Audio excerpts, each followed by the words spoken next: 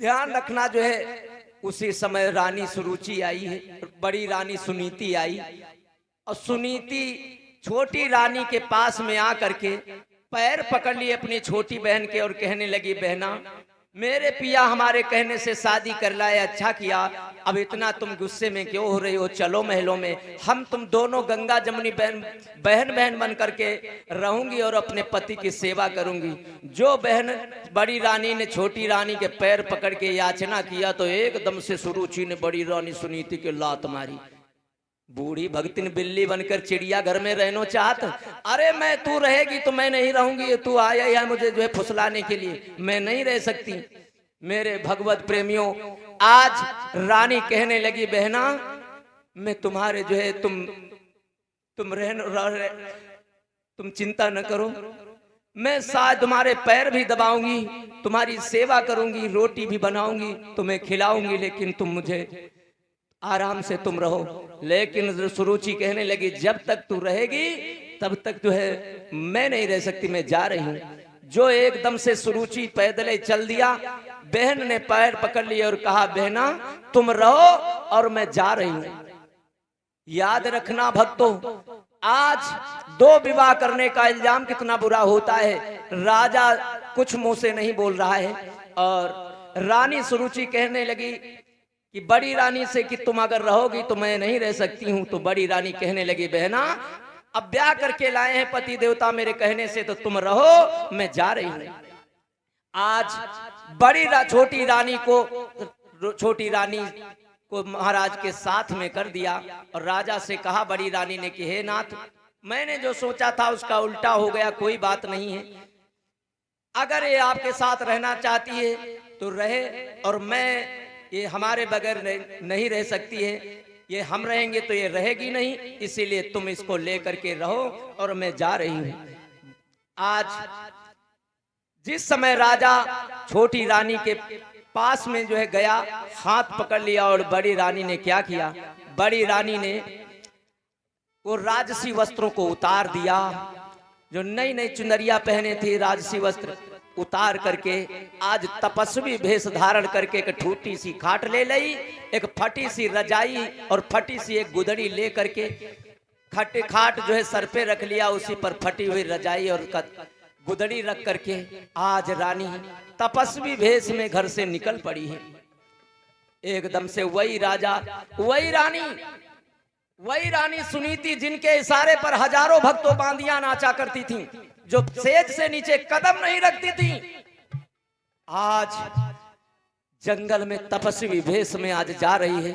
और किस लिए जा रही है, उसकी कितनी सुंदर नीति है कि अगर मैं रहूंगी तो रहेगी नहीं, तो मेरे इस घर में संतान नहीं होगी, मैं चली जाऊंगी तो आराम से अकेले रह लूंगी, लेकिन जो है ये चली जाएगी तो हमारे घर में सूना सूना लगेगा।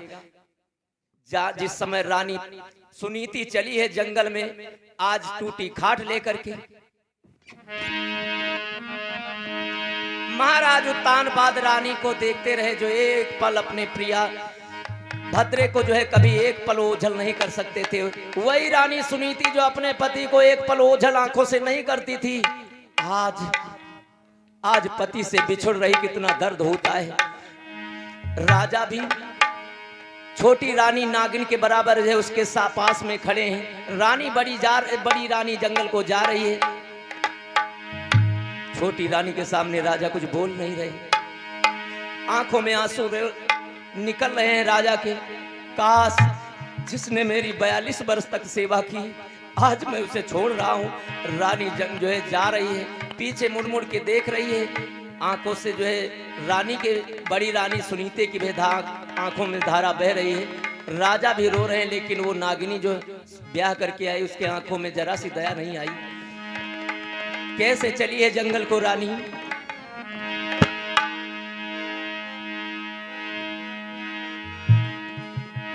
कि घर छोड़ दयो परिवार तजो, रानी जंगल रही जाती।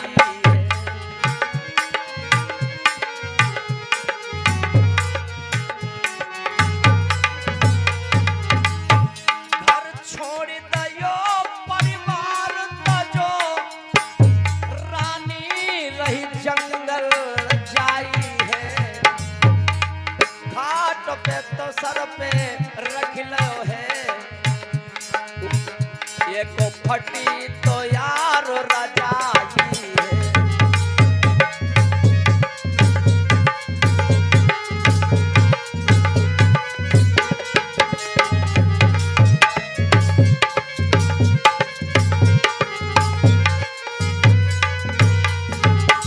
आज रानी जिस समय जंगल में चल दिया है, रानी भी रोती जा रही है, इधर राजा रो रहे हैं। क्या कहे, एकदम से राजा कहने लगा, भद्रे मैंने कितनी बार तुम्हें समझाया था, जो एक पल तुमसे ओझल नहीं हो रहा था, आज सदा सदा के लिए तुमसे बिछुड़ रही हूँ, मुझे अच्छा नहीं लग रहा है। मैंने तुमसे कहा था कि दूसरी शादी मुझसे न कहने के लिए बाध्य न करो, तुमने अपने पैरों में अपने हाथों से कुल्हाड़ी मारी है, तो मैं क्या करूं। आज महाराज उत्तानपाद देखते रह गए। रानी सुनीति जंगल में जा करके एक जो है कांस काट करके और जो है झोपड़ी छाई है, छा करके उसी महलों के, जहां से महल खत्म होते हैं महाराज के, उन्हीं के थोड़ी दूर जंगल है, उसी जंगल में एक जो है कांस काट करके जो है छोटी सी झोपड़ी बना करके चारों तरफ से उसे ढक लिया है। उसी के भीतर वो खाट डाली है, फटी सी गुदड़ी बिछा करके जो है, ठंडक का महीना है, उसी में भक्तों रहने लगी। श्री सुखदेव जी बोले, हे राजन परीक्षित, आज महाराज उत्तानपाद जो है अपनी रानी, छोटी रानी सुरुचि को रह करके रहने लगी। इधर जब धीरे धीरे समय गुजरता गया, भक्तों 6 महीने हो गई।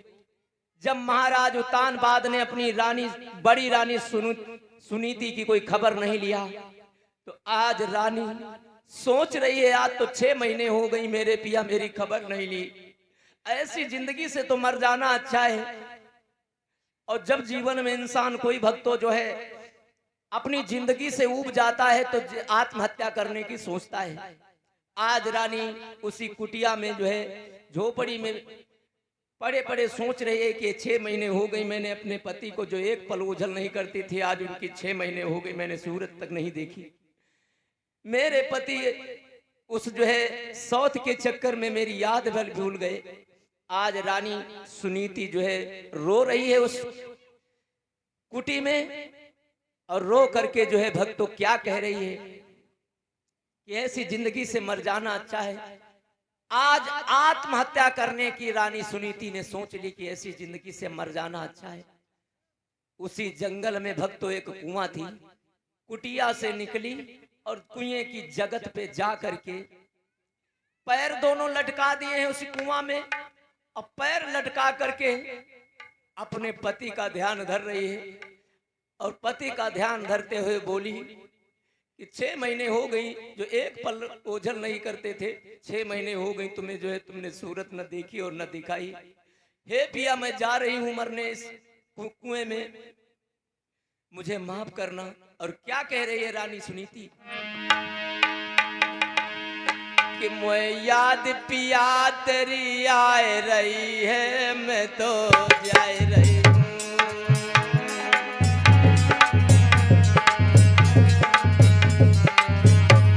मुझे याद पिया तेरी आए रही है, मैं तो जाए रही हूँ।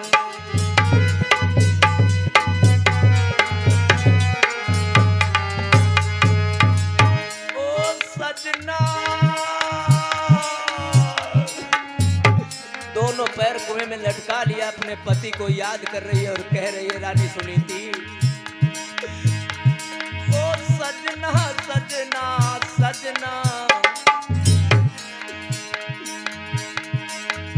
हे निकपिया मुझे क्षमा कर दीजो, हे निकपिया मुझे क्षमा कर दीजो, मेरी याद बलम मत कीजो, या दुखिया प्राण गमाए रही है, मैं तो जाए रही हूँ। मुझे याद पिया तेरी आए रही है, मैं तो जाए रही हूँ।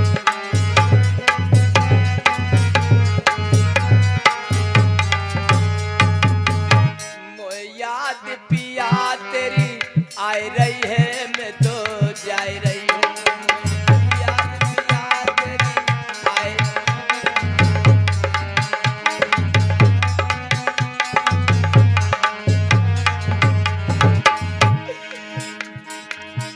दूसरो जन्म जब पिया मैं धरूंगी। कह रही है रानी सुनीति, अपने पति से माफी मांग रही है, वहीं जंगल में कुएं में पैर लटका करके हाथ जोड़ करके माफी मांग रही है और कहने लगी पिया दूसरो जन्म में पिया जब धरूंगी तब तेरो पल्लो पकड़ूंगी। अजय गम में गोता खाए रही है मैं तो जाए रही हूँ, याद याद आए रही है मैं तो जाए रही हूँ।